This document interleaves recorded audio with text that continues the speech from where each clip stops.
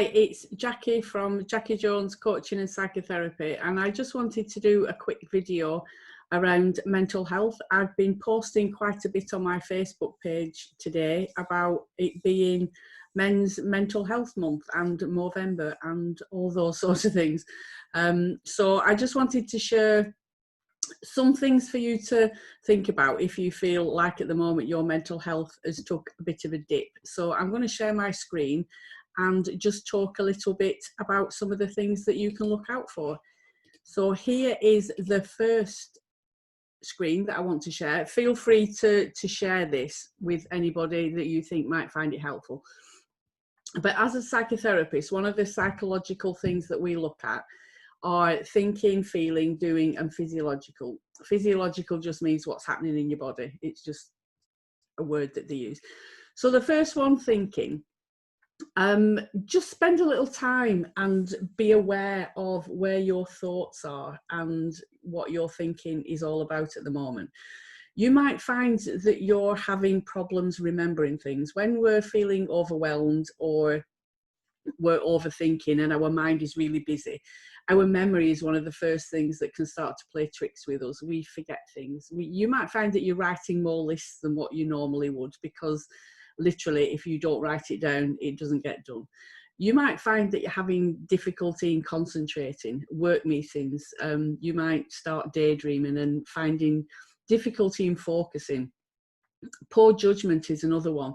What I mean by that is maybe that we react to things rather than respond to them. You might find that things affect you a little bit deeper. You're reacting to things that normally you wouldn't really bat an eyelid at, but suddenly you're feeling, that maybe they're being a bit personal. We look at things differently sometimes when we're overthinking and feeling overwhelmed. You might find that you're having more anxious thoughts. One of the things I say to clients a lot is that our feelings are created by our thinking. So if we're having more anxious thoughts, it's likely that we're going to feel more anxious. If we're having more angry thoughts, it's likely that we're going to be more angry, as in a feeling. So just be curious and be aware of where your thoughts are. Are you overthinking? Is, something that would be just a small thing, suddenly it's your focus of attention. How could they do that to me? Why did they say that? Do they not know what I'm going through and how I'm feeling? And all those sorts of overwhelming thoughts. You might find that you're constantly worrying, comparing yourself to others. Am I good enough? Did I do it right? All those sorts of things. That's all connected with your thinking. So just be aware of where your thinking is. The physiological things, what's going on in your body. You might notice that you're getting more aches and pains, neck strain, tension, all those sorts of things across your shoulder, backache. You might find that you're starting to have digestion problems, upset stomach, all those things. Just look at any changes. If it sounds awful, but if you can normally eat a curry and it not bother you, then suddenly you're starting to get indigestion with certain things, and maybe it upsets your stomach a little bit more. That again can be a sign that we're stressed, that we're overwhelmed. Are you getting more indigestion and tightness in your chest? Migraines, tension, headaches. You might find that you sex drive has changed. You're not as active as what you might want to be, or that where you possibly were in the past. You might get tingling sensations in your extremities, your fingers and your feet and things. So just notice any changes that are going on in your body. As far as emotional or feeling side of things, you might find that you're getting more agitated. Things are triggering you quicker than what they have in the past, and you're finding it hard to wind down at the end of the day after work and just switch off and relax.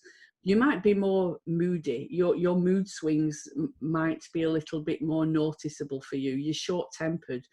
The kids running around making a noise might just be grinding on you a little bit more than what it has in the past. You might notice that you're feeling flat or sad more than what you used to do. Depression is a big thing. It covers, there's quite a wide spectrum in it. It's not necessarily black and white. It's quite normal for us to feel low at times. But if that's you know, staying around for a longer period than what you're comfortable with, then it might be an idea to go and see your GP. You might feel overwhelmed, literally, just, I can't take any more, near to tears, all those sorts of things. You feel like you're just hanging on by your fingertips. You might notice that you're anxious more. You might actually start having panic attacks and things that you've never experienced before. All these are signs that we're stressed, we're overwhelmed, and things aren't in a good place at the moment. The doing part is more about behaviour. Again, it's noticing a change. It's being aware of what's normal for you and then noticing if a change is starting to take place. So whether you're eating more or less than what's normal, are you sleeping more or less? Is your sleep pattern starting to be quite erratic and you're waking up more in the night? What about self-care? Are you taking care of yourself? One of the first things that can often go for some of us, and we neglect, is ourself, our personal hygiene. Maybe not having a shower as often, or, you know, squirting a bit more deodorant on rather than having a wash and those sort of things. It's quite normal that we kind of take our foot off the gas with certain things when we're feeling overwhelmed. But just notice any changes that are taking place. Are you drinking more? Smoking more? You know, drugs, things like that. Those can all be kind of ways of self-medicating when we're not in a good place. So just be aware and be mindful of whether that habit is starting to change. Are you taking on too much? One of the things when we're feeling overwhelmed and stressed, as far as our behaviour and doing things, is sometimes we can take on so much that we're not actually processing the feeling side of it and the physiological. We just do more stuff. We volunteer more, we work more, we do more overtime. We're literally non-stop, and it's a way of avoiding something else that's going on in our life. So again, it's just noticing any changes in your behaviour. Are you starting to isolate yourself and, you know, maybe not go out on those nights out, even though we're in lockdown?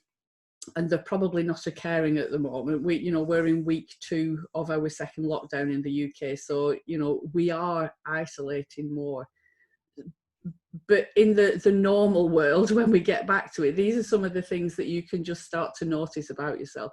Get to know what your baseline is. Get to know what is the normal you, so that if any of these changes are starting to happen, and they can be really subtle to start off with, it's just good to start to be aware of what your normal mental health is like. And also, so we notice changes in the people around us.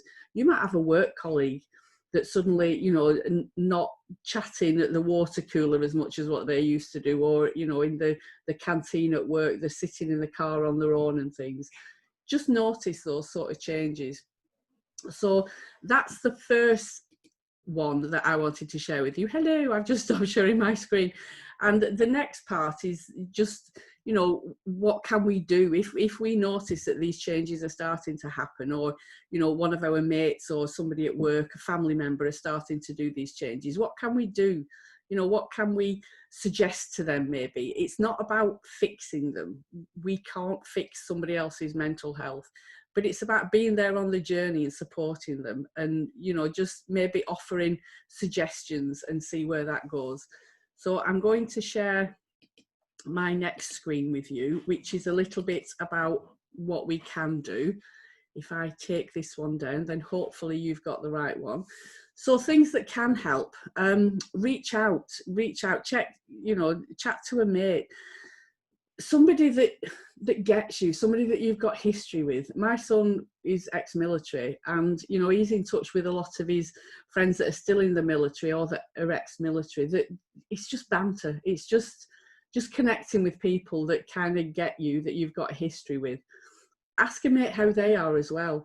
That, you know, paying it forward, doing something for somebody else can often make us feel better about the world as well. That there's a point to things, you know, it's not just about me. I can be of use to other people. I can help and support somebody else.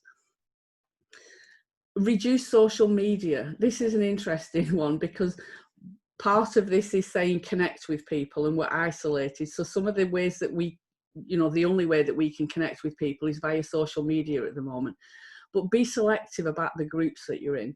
When lockdown first started, I joined some groups around anxiety, you know, for a work purpose as well as personal. But I found myself getting a lot more anxious than I normally am because I was around anxious people. So just be selective about the groups that you're in. You know, look for positivity, groups where there's momentum, there's forward focus, there's lots of positivity in the group. Keep up with your own routine.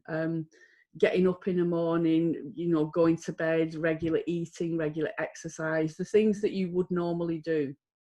Go outside for a walk and connect with nature. There's an awful lot of research about connecting with nature and being outside and how good that is for our mental health. Make a motivational playlist. Get some real good, you know, dance floor fillers or whatever it is. Two of the good ones that I usually go to are The Eye of the Tiger and Meatloaf Bat Out of Hell. They just make me want to get up and move around. So, you know, just think about what sort of music you like. What is it that they say? Dance like nobody's watching. Take up a new hobby. That's quite a good one. And get out of your comfort zone. Being creative is quite a good one. And it's not cutting and sticking and drawing, but, you know, use your hands, get out, make something out of wood, decorate a chair, decorate a room. Do something that's going to change your environment in some way, because when we're focused on, you know, making something new from scratch and being creative, we do get a bit of a shift in our mood. Stop and pause for a while. Look at mindfulness. Sometimes people think mindfulness is emptying your mind of things. It's not. It's about focusing with intent, without judgment. So just sit for a while and just notice the thoughts that are coming. Are they negative? Notice them and let them go, and then refocus again. So it's about grounding yourself to a certain extent. What about journaling? Have you ever thought about journaling? Free writing. It's a good way to keep a track of your mood and your thoughts and reflect at the end of the week. Put some gratitude in there. Look at what you're grateful for. But when we start to notice changes, it's good if we keep some sort of record about it. Sometimes we can think, you know, oh, I've had a really, excuse my French, I've had a really crap week this week. When the reality is, if we look at our journal, there's been some highs and lows in it. We tend to do a lot of black and white thinking when we're not in a good place. And this can be a really good way of just assessing where we actually are. And there might be a pattern to it. There might be certain things that happen at certain days or certain times. And that can be quite helpful. And, you know, the last one on this, although this list could go on and on and on, is focus on your breathing. Wim Hof is something that my son's recently introduced myself to. So it doesn't necessarily need to be a bit Zen and a bit yoga. You know, he's quite full on with, you know, how he tells you to breathe. Switch off, read a book, watch TV, do something just for you. It's a way of, you know, self-care and introducing self-care, however that is. It might be taking up a new hobby. It might be slowing down. It might be allowing yourself time to just sit and be with yourself. Some people don't like that because it can kind of trigger the thoughts and start the thought process off. But thoughts are just thoughts. They're not reality. We can notice the thoughts and let them go. They're a bit like buses. This is one of the things that I often share with people, is that all thoughts are neutral when we have them. You know, I feel crap. There's a bit of glitter rattling around there, but if we just let it settle, it will go. But if we kind of go, I feel crap, nobody's bothered about me, I'm on my own, I don't know what to do, I feel overwhelmed, I can't go to work. But whatever the thoughts are, it's like we're kind of shaking the snow globe all the time. So there's lots and lots of thinking going on. And all we need to do is to just take a little bit of time, let things settle. When we're overwhelmed, we can't connect with our wellness because there's too much noise going on. So sometimes just sitting and being with those thoughts can be enough to just let things settle.